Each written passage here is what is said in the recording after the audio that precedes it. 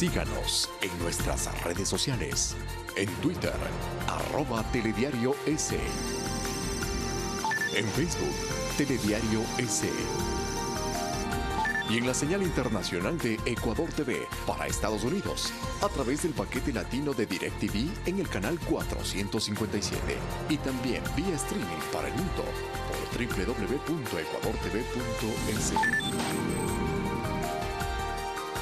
Amigas y amigos, muy buenas tardes. Bienvenidos a la emisión central de Telediario. Importante información para compartir con ustedes. Sofía, buenas tardes. ¿Qué tal, Fabricio? Muy buenas tardes, amigos y amigas. Es un gusto acompañarles. De inmediato vamos a repasar nuestros titulares. 1000 escuelas rurales se reabrirán este año. La demanda de las comunidades fue clave para tomar esta decisión. Así lo anunciaron las autoridades de educación. La Fiscalía General del Estado solicitó información al subsecretario de Acción Política de la Presidencia, Iván Granda, para que dé a conocer los acuerdos que llegó el Gobierno Nacional con personas que participaron como testaferros. Mucha atención, en camino una posible regulación de las plataformas como Uber y Cabify para el servicio de taxis en la ciudad de Quito. En las noticias del mundo, liberan en Caracas a periodistas internacionales detenidos. Y en los deportes, la Federación Ecuatoriana de Fútbol elige hoy a su nuevo presidente, Francisco Egas, y Céline Dumet son los candidatos para dirigir al ente rector del balompié nacional.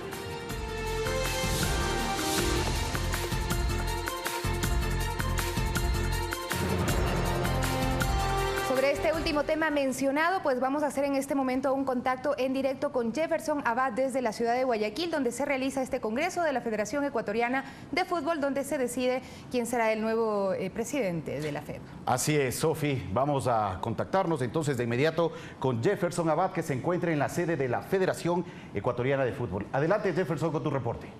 La Federación. Perfecto, gracias Sofía, Fabricio, buenas tardes, el saludo también para todos los televidentes. En efecto, nos encontramos en el seno de la Federación Ecuatoriana de Fútbol, donde a esta hora se cumple el Congreso Ordinario del fútbol ecuatoriano. Dentro de la programación hubo un retraso de 1 hora con 30 minutos, estaba previsto de que se inicie a las 10 de la mañana, recién 11 de la mañana con 30 minutos dio la apertura de este Congreso el presidente saliente del órgano rector del fútbol ecuatoriano, el ingeniero Carlos Villasís. Hasta el momento se han topado ya 3 puntos importantes: el informe por parte del presidente Villasís y de sus actividades al frente de la Federación Ecuatoriana de Fútbol.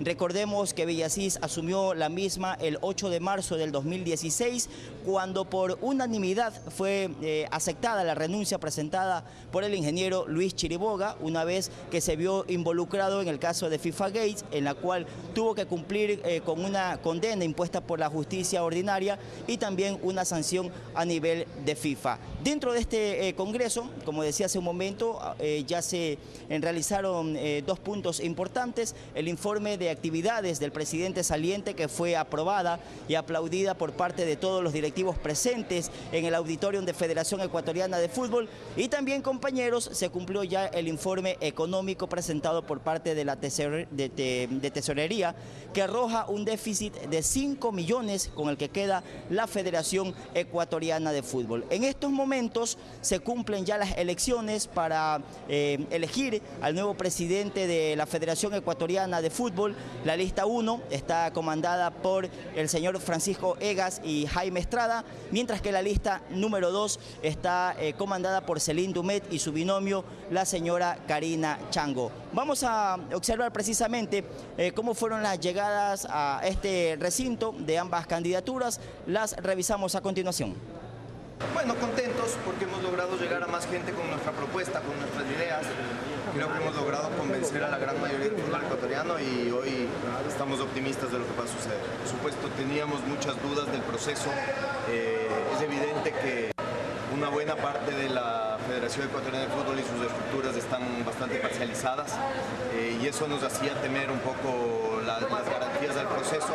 Sin embargo, creo que la presencia acá de los delegados de la Conmebol y de FIFA garantizan de alguna manera que esto se lleve con altura y transparencia. Histórico, ojalá sea un punto de partida para algo nuevo, mejor, para este país, para nuestro deporte. Creo que es hora de cambiar. Tuvimos una cena de confraternidad con muchos amigos, con gente que nos está apoyando, con gente que está con nosotros. Creo que los cálculos se los dejo a ustedes. Me parece que la foto fue el decirle estamos todos juntos. No era un tema de hacer números, sino decirles que estamos todos juntos buscando este cambio. Está detrás de la otra lista. Ustedes saben, ustedes han estado aquí en la federación, han visto las reuniones, ustedes saben con quién está con quién. Nosotros somos los clubes, somos caras nuevas, somos gente que le está apostando a un cambio. Ya apostamos con el tema de la liga profesional. Hoy sentimos que podemos traer nuestra capacidad y nuestra dedicación para que esta nueva visión del fútbol ecuatoriano abarque también al fútbol amateur, abarque también a las asociaciones provinciales, poder darle un giro a todo esto. Perfecto, escuchábamos a Francisco Egas, el representante de la lista número 1. Ahora escuchemos las declaraciones a su llegada de Selim Dumet, el representante de la lista número 2. Sí, siempre hay confianza. Esperemos que el mensaje haya calado hondo y que se pueda reflejar todo lo que hemos venido trabajando durante estos tiempos. Se habla mucho de un lado y para otro, nosotros esperamos ya que se pueda ver reflejado en la votación finalmente cuál es la decisión del fútbol ecuatoriano. Pero un cambio de este Congreso que sea el primer paso hacia un cambio de 180 grados en el fútbol ecuatoriano. Perfecto, escuchábamos a Selim Dumet. Con este detalle, compañeros, cuando a esta hora se cumplen ya la votación aquí en Federación Ecuatoriana de Fútbol para escoger al nuevo presidente, regreso con ustedes a estos estudios principales. Fabricio, Sofía, más adelante tendremos más detalles aquí en Telediario. Muchísimas gracias a nuestro compañero Jefferson Abad desde la ciudad de Guayaquil, donde se realiza este Congreso Ordinario de la FEP y se decide el futuro de esta institución que apoya al deporte del balompié. Así es, estaremos pendientes finalmente para ver la designación, cómo transcurre en las próximas horas, en los próximos minutos, entre las dos candidaturas, Francisco Egas y Selim Dumet. Estaremos conectados en breve también con la sede de la Federación Ecuatoriana de Fútbol. Vamos ahora a revisar más temas. Cambios en el sistema educativo. Hasta diciembre se reabrirán 1000 escuelas comunitarias. Además, las autoridades anunciaron que se reducirá la carga administrativa de los docentes. En cadena nacional, el presidente Lenín Moreno anunció este miércoles la reapertura de las escuelas rurales. Se estima que durante el gobierno pasado se cerraron 7000 establecimientos educativos. Hoy anuncio con inmensa satisfacción que desde la próxima semana se reabrirán todas las escuelas rurales. Esa es la nueva escuela que se reabre con el compromiso y el esfuerzo de todos. Se redujeron alrededor de 7000 establecimientos en el país. Niños y niñas transitan largas distancias, le prometieron transporte. No hubo transporte. El ministro de Educación, Milton Luna, precisó que hasta finales de año serán 1000 establecimientos en varias provincias los que retomen sus actividades. Hemos hecho ya un mapeo en las provincias centrales, ¿no?, donde hay más concentración indígena del país, es decir, Cotopaxi, Tungurahua, Chimborazo, Alto Bolívar.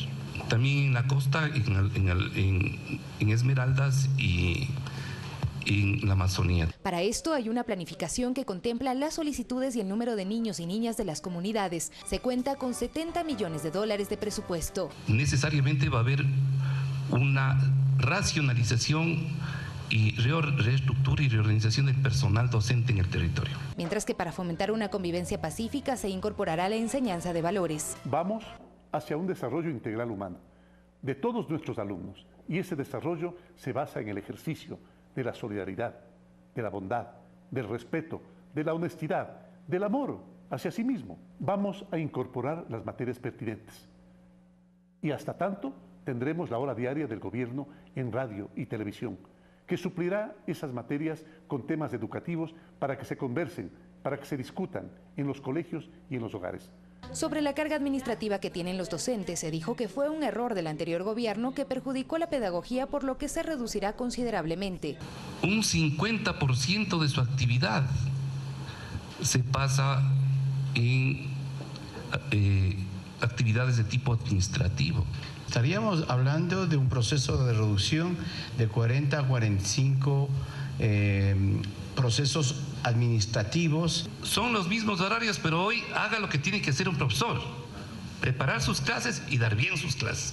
En relación al destino de las escuelas del milenio que están sin uso, el ministro Luna manifestó: serán reutilizadas en función de la propuesta pedagógica que estamos diseñando. Una de las líneas que va a implementar como política educativa este ministerio es el desarrollo de la educación técnica. Acciones que se aplicarán paulatinamente y que pretenden fortalecer la educación en el país. Sofía Montoya, Telediario. 13:10. En otro tema, la fiscal general Ruth Palacios espera este jueves a las 15 horas al subsecretario de Acción Política, Iván Granda, quien anunció acuerdos con testaferros para la recuperación de dineros producto de actos de corrupción. En la Fiscalía consideran que la presencia del subsecretario de Acción Política, Iván Granda, en sus instalaciones es urgente. Lo esperan este mismo día a las 15 horas. A fin de que rinda su versión y entregue las evidencias a las que hace referencia en cuanto a los acuerdos. Granda anunció que se han logrado 17 acuerdos con personas que sirvieron de testaferros en actos de corrupción y que hoy están dispuestos a cooperar con la recuperación de recursos fruto de estos ilícitos. Tenemos detectados varios ciudadanos que inclusive quieren cooperar con la justicia ecuatoriana, pero eso está a expensas de que se apruebe la ley de anticorrupción que presentó el presidente Lenín Moreno el 14 de septiembre del año pasado. Para la fiscal Ruth Palacios, esta información es fundamental, pues permitirá realizar las investigaciones, y recordó que el organismo que dirige es el único encargado de la acción penal. Por ende es la única que puede llegar a esta investigación y en el evento que así lo permita, porque para que exista cooperación eficaz es necesario que haya un enjuiciamiento penal. Por eso que cualquier acuerdo que no sea llevado por la Fiscalía carece de validez. Alex Llanos, Telediario. Y el futuro del asambleísta de Creo, Ana Galarza, está en manos del Pleno Legislativo. La próxima semana se tratarán los informes sobre la investigación a las denuncias presentadas en su contra.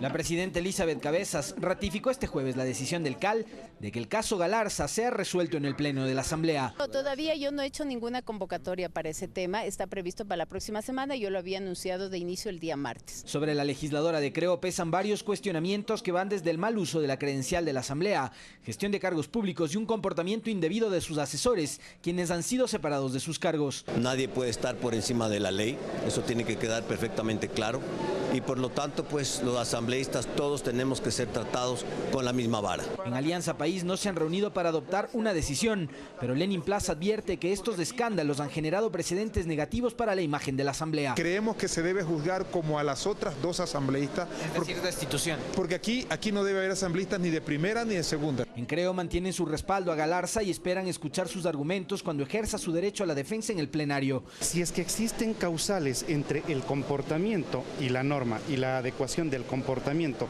a la norma de sanción, pues que se ejecute. De llegar hasta la destitución, dice Fabricio Villamar, este no sería el último caso de autodepuración en la Asamblea, pues hay más nombres de legisladores en entredichos. El agiotismo es una causa por la cual un asambleísta no debería estar aquí. Y esto está sucediendo. Hay informes de responsabilidad penal sobre gente que participó en darles contratos a la gente de Odebrecht. En entrevistas de radio y televisión, en esta jornada la legisladora por Tungurahua abrió fuegos contra quienes, señala, serían los que están buscando su caída. Alexis Moncayo, Telediario. Y el municipio de Quito presentó a la Asamblea Nacional varias reformas a la ley de tránsito que en esencia proponen la legalización de las plataformas Uber y Cabify para su incorporación formal al servicio de taxis. A partir de ahora empieza un camino que no será nada fácil recorrerlo. A nombre del Consejo Consultivo Ciudadano de Movilidad, el alcalde de Quito, Mauricio Rodas, entregó a la presidenta de la Asamblea, Elizabeth Cabezas, un proyecto de reformas a la ley de tránsito que en síntesis propone la legalización de los servicios conocidos como Uber y Cabify al taxismo formal. De acuerdo al burgomaestre, esta es una propuesta socializada con todos los actores involucrados en este tema.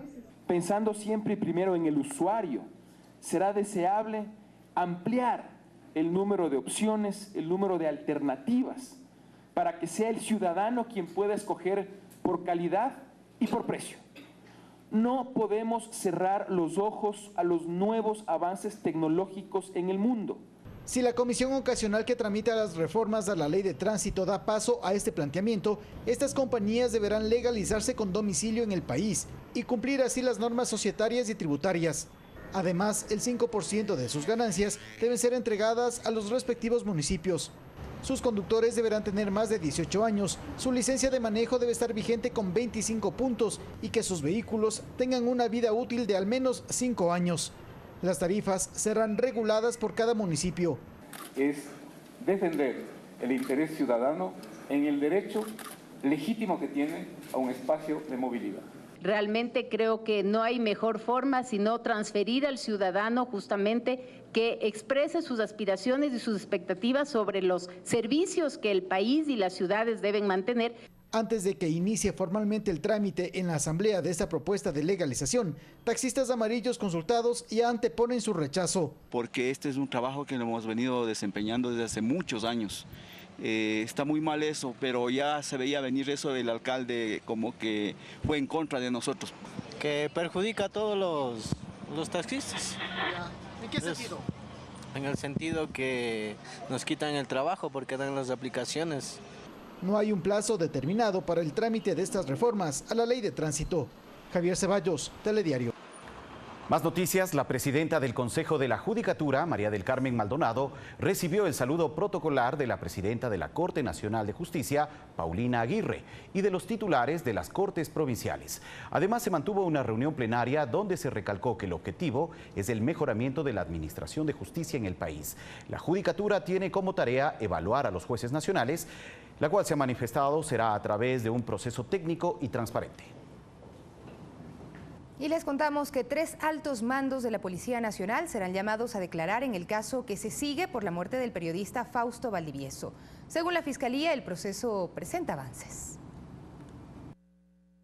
Durante la audiencia que se sigue por el asesinato del periodista Fausto Valdivieso, el asambleísta y exministro del Interior José Serrano pidió se llame a declarar a 3 altos mandos de la Policía Nacional. Señalado el nombre del comandante general, de los oficiales que dirigían las investigaciones con la Fiscalía General del Estado, porque creo que ese es un elemento que va a ayudar en gran medida para que la justicia y el país puedan llevar a un término final pues esta investigación. Compareció Fiscalía conjuntamente con su abogado, dio la versión libre voluntaria y aportó con ciertos elementos adicionales a la investigación que están siendo depurados para continuar con el posible móvil del fallecimiento de Fausto Valdivieso. Fausto Valdivieso fue asesinado en abril de 2013. Los policías en mención son el comandante Rodrigo Marcelo Suárez Salgado, quien en ese entonces era comandante general de la policía, el coronel Javier Galarza, que estaba a cargo de la unidad antinarcóticos, y el mayor Max Rojas Encalada. Son los que podrían aportar detalles sobre el caso. Que van a ser en los próximos días llamados para que den sus versiones libres y voluntarias, ya que según la versión del doctor Serrano, ellos habían elaborado informes en todo este caso. Según el abogado de la familia Valdivieso, esto significa un avance en el proceso. Estamos complacidos por eso y creo que va a ser muy importante poder contar con estos oficiales para que nos digan detalles que probablemente no hayan constado en la primera investigación, sobre todo sobre algunos informes que aparentemente no fueron entregados. La próxima semana se espera rinda su versión Lady Zúñiga. Buscado para el próximo lunes 4 de febrero, 11 de la mañana, a la ex ministra de Justicia y que fue en aquella época del fallecimiento de Fausto Valdivieso, asesora del Ministerio del Interior, la doctora Lady Zúñiga Rocha. El pedido de versión libre y voluntaria, que fue por 2 ocasiones al expresidente Rafael Correa, él supo indicar mediante su cuenta de Twitter personal de que quería hacer su diligencia de versión libre y voluntaria vía diplomática. Mariuxi Buenaño, Telediario. Revisamos ahora información electoral. Representantes de partidos políticos de Esmeraldas, Manabí, Galápagos, El Oro, Los Ríos, Guayas y Santa Elena, que presentaron candidatos a las seccionales del 24 de marzo, mantuvieron un diálogo con representantes del Consejo Nacional Electoral para socializar el calendario electoral y varios detalles para el día de los comicios. La cita tuvo lugar en la delegación del CNE en la provincia del Guayas. Ellos van a determinar la forma del proceso electoral, cómo van a hacer las impugnaciones, cómo van a realizar los procedimientos de controles, hasta dónde las organizaciones políticas pueden estar en las juntas receptoras del voto, qué es lo que pueden y qué es lo que no deben hacer, y luego al finalizar el proceso, cómo va a ser la asignación de escaños para las dignidades pluripersonales. Más sobre el tema electoral, Luis Verde Soto, consejero de la institución, prevé que entre este viernes y la próxima semana se entregue al Pleno del organismo un informe acerca de las investigaciones sobre la presunta presencia del narcotráfico en la campaña para las elecciones de marzo próximo. Esta mañana, en Primera Impresión, aseveró que se ha hecho un seguimiento de 2 casos y dio detalles de lo hallado. Lo que hemos encontrado no es una provincia, rectificaría, hemos hecho una investigación general y hemos tomado 2 casos. Hemos visto, por ejemplo, casos de eventuales candidatos o de posiciones o de flujos de candidaturas en las cuales caudillos locales que presumiblemente están vinculados a actividades ilícitas, los amparan, los impulsan. Hemos visto casos de probable lavado de ilícitos, de dinero ilícito a través de rifas, a través de una serie de modalidades de transferir recursos a candidaturas probables, por tanto no hay candidaturas fijas, y a la vez para generar legitimidad en la población. Trabajadores de CNT piden que antes de que se concrete una concesión de la Administración de la Estatal de Telecomunicaciones, se deben asegurar sus derechos laborales. Exigen transparencia en el manejo de la empresa y la intervención de la Comisión Nacional Anticorrupción. Tras el anuncio del gobierno de buscar la concesión de la Administración de la Estatal de Telecomunicaciones CNT, trabajadores tienen sus reparos. Ellos afirman que tienen claro que este proceso no implica una privatización, pero quieren que se respeten sus derechos laborales. Que se mantenga la estabilidad de los compañeros trabajadores, de que se respeten sus derechos como trabajadores consagrados en la Constitución de la República y consagrados en nuestro contrato colectivo también. Estos puntos serán expresados en mesas de trabajo que tendrán con el gobierno en Quito a partir de la próxima semana. Trabajadores piden además la transparencia en el manejo de la empresa, pues a su consideración esto no ha existido. Existen más de 20 años que no existe un balance en CNT. Y eso es grave, compañeros. Eso es grave porque nos deja la clara idea de que se ha manejado la empresa como que fuera una tienda de la esquina. Jorge Rodríguez, coordinador de la Comisión Nacional Anticorrupción, concuerda en que deben transparentarse las cifras económicas de CNT, pues sin esta información no se puede hacer un balance. No sé cuánto es el 25%. Porque no tengo específicamente el monto real de ventas de una serie de los 10 últimos años.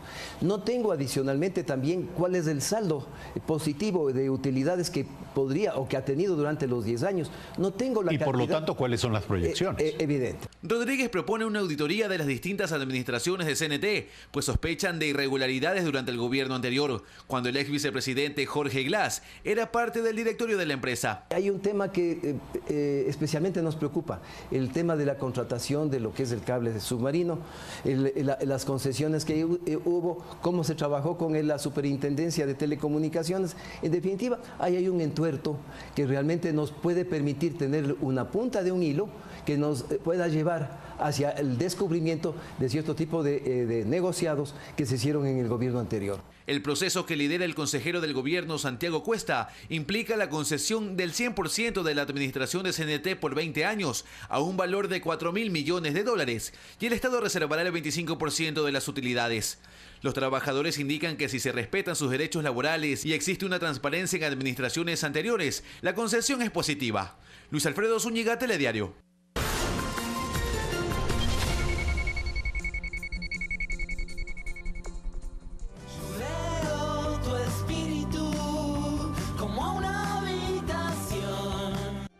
Hoy, la hija de Seida ha desaparecido. ¿Jasú? ¿Jasú? ¿Jasú, estás aquí, cariño?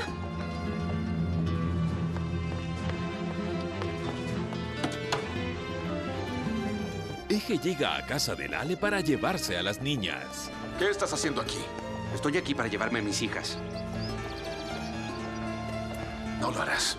Dile eso al abogado cuando llegue. La decisión de la corte es definitiva. Ahora la tuición permanente es mía. Mi último deseo. Capítulos finales. Hoy, 21 horas. Por Ecuador TV. Comparte la emoción.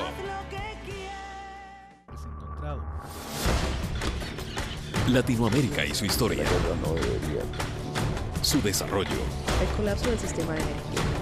Economía y política. Una mirada a sus personajes y lugares. explorando temas trascendentales. Y los meses de oscuridad que dejó la tormenta tras su paso. América Ahora, todos los domingos 18:30 por Ecuador TV. Comparte la emoción. Cine.es presenta un documental sobre la historia de dos madres y su lucha. Queremos solo vivir. El director nacional de asesoría jurídica del registro civil negó la solicitud de inscripción de la niña Satya Bignell, hija de Nike y Helen, pareja de lesbianas de nacionalidad inglesa. Es contra la ley del Dios. Es algo inmoral. Ninguna persona podrá ser discriminada por su identidad sexual. Quiero luchar de ley. Vamos a luchar hasta el final. Próximo domingo 22 horas por Ecuador TV.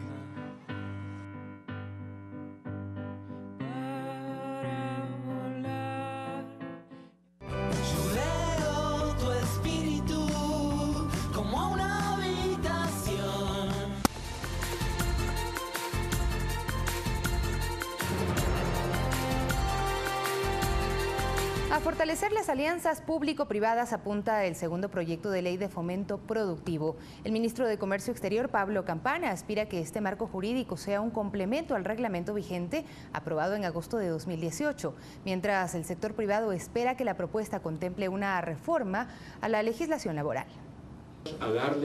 La Ley de Fomento Productivo, que entró en vigencia el 21 de agosto de 2018, tiene 3 pilares: seguridad jurídica, incentivos tributarios y remisión tributaria, recaudando en este último punto 1.268 millones de dólares hasta la fecha. Por este motivo se trabaja hace 4 meses en una segunda ley complementaria que prevé la reforma de otros marcos jurídicos. Una reforma a la ley agrícola, turismo, vivienda, una ley de acuacultura y pesca, una ley de repatriación de capitales, una ley de quiebras. El sector productivo considera que su emisión fue una medida positiva para la industria. En este marco respaldan la creación de un segundo cuerpo legal, pero añaden que este debería incluir cambios en el ámbito laboral. Nuestro país necesita que las empresas que hoy son pequeñas se hagan medianas, que las medianas se hagan grandes y que las grandes se internacionalicen. Para que eso suceda, tenemos que dotar de un marco, en este caso de un marco laboral, en donde el empleador no lo piense 2, 3, 4, 5 veces antes de poder contratar empleados. En su segunda etapa se esperan reformas a la Ley de Alianza Público-Privada emitida en 2015, pues a consideración del ministro Campana contiene tramitología en exceso. Nosotros estamos haciendo es una disminución de trámites, más transparente, mucho más atención directa a través de una ventanilla única de inversiones. En torno a los logros alcanzados durante la gira del presidente Lenín Moreno en Davos, Suiza, el ministro Campana rescata la extensión del acuerdo comercial con Reino Unido, luego de su salida de la Unión Europea, y un acercamiento en relaciones comerciales con Costa Rica en diversos sectores. En el sector de línea blanca, en el sector metalmecánico, en el sector textilero. El ministro de Finanzas, Richard Martínez, rescata reuniones con multinacionales privadas para futuras inversiones y acercamientos con multilaterales como el Fondo Monetario Internacional y el Banco Interamericano de Desarrollo. En el caso del Fondo Monetario se ha previsto una agenda de trabajo más intensa en los próximos meses alrededor de temas de cooperación, asistencia técnica y un potencial financiamiento. A estos temas económicos nacionales se suman la emisión de $1.000 millones en bonos soberanos a una tasa del 10.75% en un plazo de 10 años. Esta es la primera emisión de bonos del 2019. Luis Alfredo Zúñiga, Telediario. Y la Corporación Nacional de Finanzas Populares y Solidarias, CONAFIPS, y la Corporación Andina de Fomento firmaron un convenio por $15 millones para financiar emprendimientos a las micro, pequeñas y medianas empresas. Los préstamos se podrán hacer a través de las cooperativas de ahorro y crédito calificadas. El crédito fue otorgado sin garantías soberanas. Bernardo Pequena, representante de la CAF en Ecuador, explicó que la inclusión financiera tiene efectos positivos sobre la productividad vía creación y formalización del empleo, mayor diversificación de la participación económica y mejoras en eficiencia. Lo que se busca adicionalmente es mejorar el nivel de competitividad de los emprendimientos de la economía popular y solidaria. Y con la apertura del Centro de Investigación y Desarrollo Aqualab en Guayaquil, se busca optimizar el valor nutricional de las dietas del camarón. La inversión de la empresa privada apunta a desarrollar la industria de balanceados en el país. Con una inversión de $1 millón, Agripag inauguró el Centro de Investigación Aqualab y se convierte en la primera empresa ecuatoriana que ofrece un laboratorio para ensayos experimentales destinados a mejorar el alimento para el camarón. El mercado de camarón internacionalmente es en desarrollo todavía. No hay una comida perfecta para camarón, es curioso. Para pollo sí hay, para camarón no. El camarón es el principal producto de exportación y definitivamente estos aportes en innovación y desarrollo y tecnología son hacia donde tenemos que apuntar para mejorar y seguir apuntalando el crecimiento del sector camaronero a nivel nacional.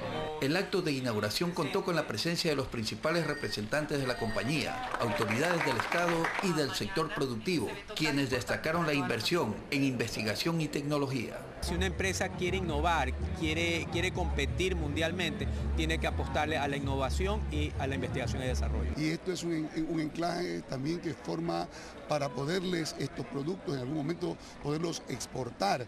Ubicado en la planta de balanceados Balanfarina, en el Cantón Durán, el centro funcionará en un espacio de 950 metros cuadrados, divididos en varios sectores para hacer ensayos de atractabilidad, digestibilidad, crecimiento y conversión en camarón. Además hay un área de cuarentena, reservorio de agua y biofiltros para asegurar la calidad del agua. Allí detectan las necesidades del productor e identifican las áreas a mejorar. Realmente nosotros estamos agregando un valor muy importante y de forma significativa porque a través del Aqualab nosotros vamos a generar las mejores dietas alimenticias en términos de costo y calidad. Es mutuo porque la empresa con esto tiene la pauta para producir un alimento de mejor calidad y por ende el productor está confiado de que tiene un producto que le soluciona el problema en la granja acuícola. Con una participación de 12% en el mercado nacional en la producción de alimentos balanceados para camarón, la empresa invertirá 20 millones. Dicho monto servirá para ampliar la línea de elaboración de comidas para perros y gatos y la construcción de un puerto en Durán, que permitirá embarcar alimentos balanceados para camarón, facilitando el transporte por vía marítima a las productoras. Marcelo Cueva, Telediario. Los primeros estragos del invierno que ataca a la parte alta de la provincia de El Oro se hacen presentes. El muro de una escuela colapsó y una vivienda se encuentra en riesgo. Autoridades realizan un recorrido.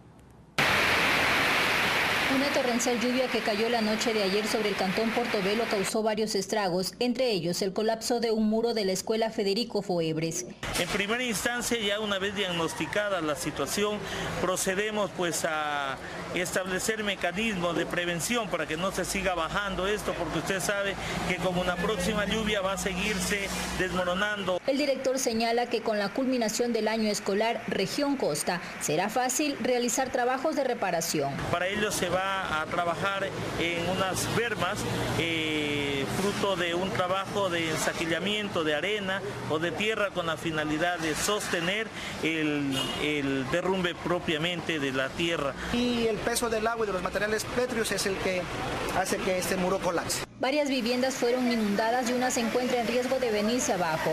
Una persona de la tercera edad que vivía allí fue evacuada por el personal de bomberos. Prácticamente fueron las personas que se brindó mayor ayuda en este sector debido pues a que prácticamente pues su vivienda se encontraba totalmente inundada. En las vías del cantón existen pequeños deslizamientos, por lo que se pide conducir con precaución. Pequeños deslizamientos de piedras, de tierra, pero que prácticamente no han afectado en su totalidad en la vía, pues, pero tenemos accesibilidad en este sector y que los vehículos puedan trasladarse en este lugar. La Secretaría de Riesgos evalúa la situación para emitir un previo informe. El caudal del río Amarillo se incrementó, pero no existen afectaciones hasta el momento. Maritza Castillo, Telediario. Mientras la Prefectura del Guayas brinda capacitaciones e insumos para el cultivo de arroz a los agricultores de Daule. El programa busca mejorar la calidad de las cosechas y aumentar la producción. Daule, conocida como la capital arrocera del Ecuador, busca fortalecer su sector agrícola. Y es el tiempo de que nuestra provincia se convierta en la productora de productos, valga la redundancia, orgánicos.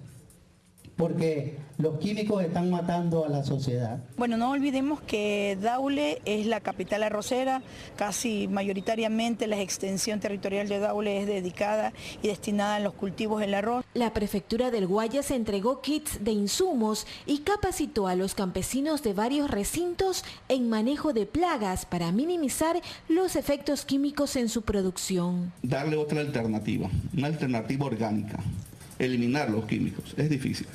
Pero primero hay que concientizar a la gente para que vea qué otra manera puede aplicar para mejorar su producción. Mejorar la calidad del suelo con productos orgánicos permitirá eliminar el uso excesivo de plaguicidas y superar el porcentaje de producción del 40 al 80% por hectárea. Creemos que el universo de atención va a ser alrededor de 1.200 beneficiados directamente e indirectamente serán alrededor de 5.000 personas. El proyecto cuenta con una inversión de aproximadamente $200.000 que en su segunda fase atiende a los cantones de Palestina y Milagro. Mariuxi Buenaño, Telediario.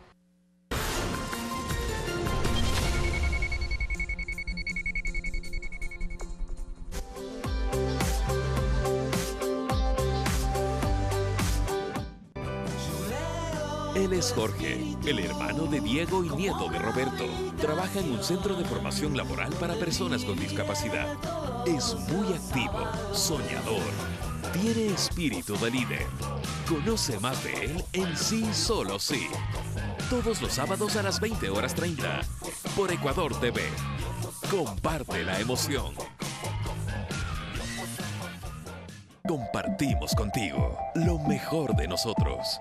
Estamos pendientes de los nuevos acontecimientos para llevártelos a ti. Ese primer beso y ese primer rechazo. El calor de un abrazo y el frío de la distancia. La euforia de la victoria y la tristeza de la derrota. Compartimos con todo un país. Comparte la emoción. Comparte Ecuador TV.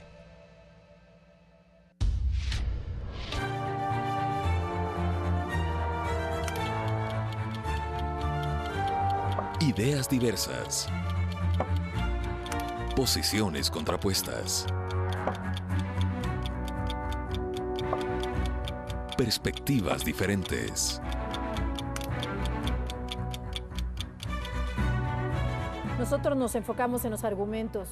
Ustedes sacan las conclusiones. Blanco y negro. Todos los lunes a las 22 horas. Por Ecuador TV. Comparte la emoción. Noticias, política, cultura, actualidad. Una mirada a profundidad de los acontecimientos de nuestro mundo. Enfoque Mundial. Todos los sábados a las 21 horas. Por Ecuador TV. Comparte la emoción.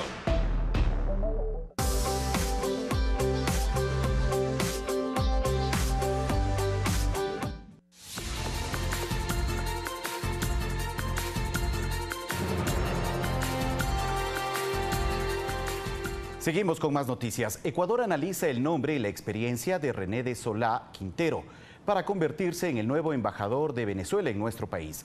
La solicitud fue enviada por el presidente interino de la Nación Bolivariana, Juan Guaidó, a quien el jefe de Estado ecuatoriano, Lenín Moreno, lo reconoció.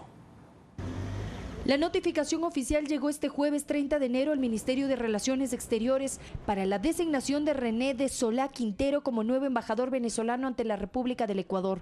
Sucede luego de que el pasado 23 de enero el primer mandatario Lenín Moreno Garcés reconoció como presidente interino de Venezuela y de la Asamblea Nacional a Juan Guaidó. En medio de una crisis que atraviesa ese país, Moreno formuló votos para una solución e instó a una convocatoria de elecciones. El gobierno del Ecuador no tiene problemas, no tiene dificultad. Reconoce a un gobierno y entonces lo único que hay que hacer en este momento es continuar con el proceso normal, como digo, mundialmente aplicado para que se pueda dar el beneplácito al embajador del gobierno que el gobierno del Ecuador reconoce. El nombre y la hoja de vida de Solá está siendo analizada por las autoridades. El Estado no tiene un tiempo establecido para pronunciarse sobre el beneplácito. Si recibe la autorización, Ecuador restablecería las relaciones diplomáticas a nivel de embajador con Venezuela. De momento, ambas naciones mantienen encargados de negocios. Las personas que estaban acreditadas dejan de estar acreditadas como representantes reconocidos ante el gobierno receptor, del Estado receptor. La designación del nuevo representante de Venezuela en Ecuador responde a la decisión del Parlamento de ese país, que nombró además representantes en Argentina, Canadá, Colombia, Costa Rica, Estados Unidos, Honduras, Panamá y Perú. Valeria Villarroel, Telediario.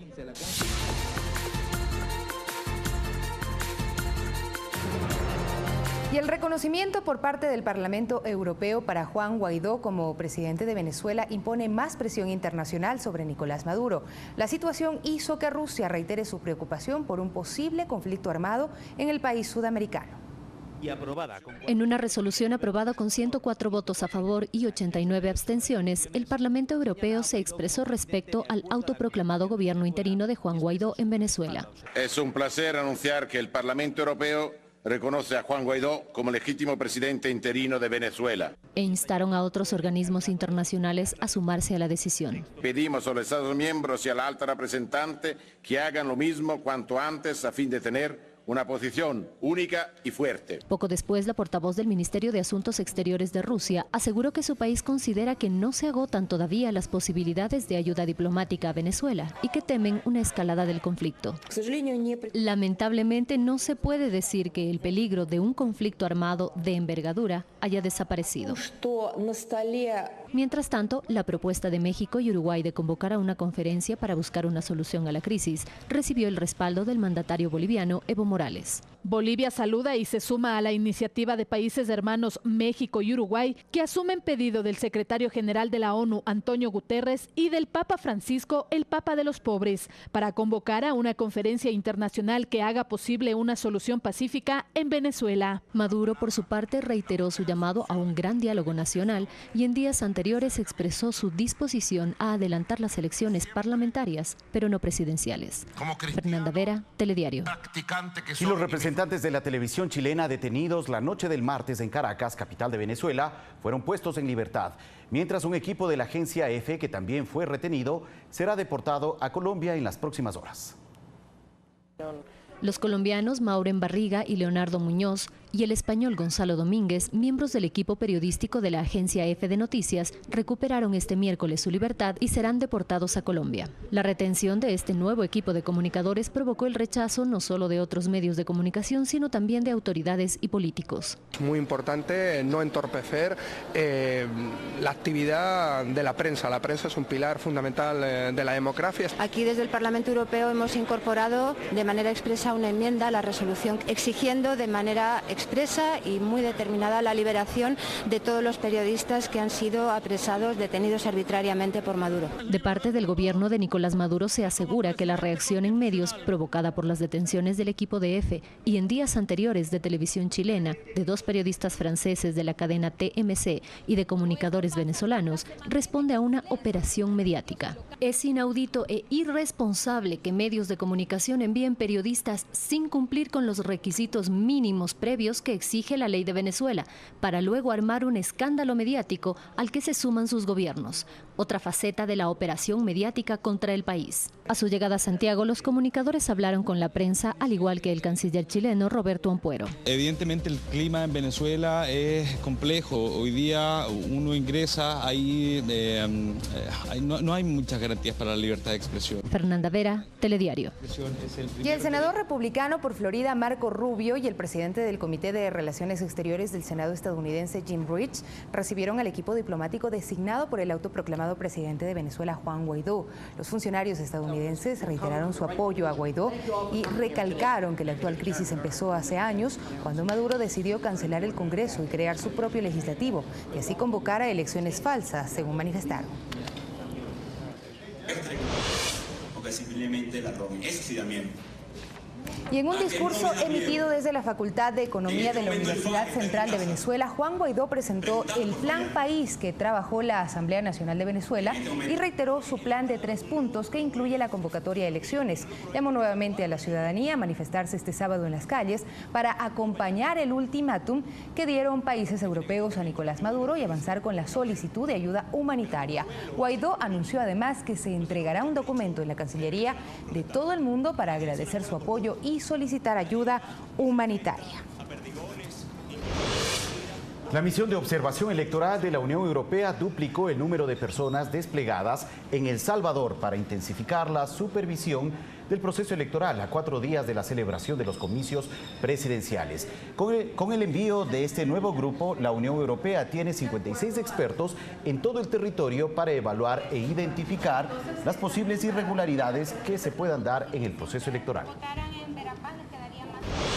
Mientras en el Aeropuerto Internacional de San Francisco, en Estados Unidos, se vivió una escena que conmovió a decenas de personas y se viralizó en redes sociales. Se trata del reencuentro de la hondureña Cindy Flores con su hija de 1 año de edad. Ambas fueron separadas hace más de un mes en la frontera entre Estados Unidos y México debido a la política de tolerancia cero impulsada por el gobierno de Donald Trump. La menor fue llevada a un refugio para niños migrantes en Texas el pasado 28 de diciembre.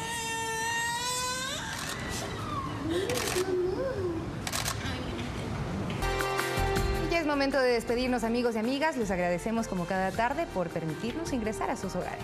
Gracias a todos. No olviden, 19 horas microinformativo, 20 horas telediario estelar. Feliz tarde a todos.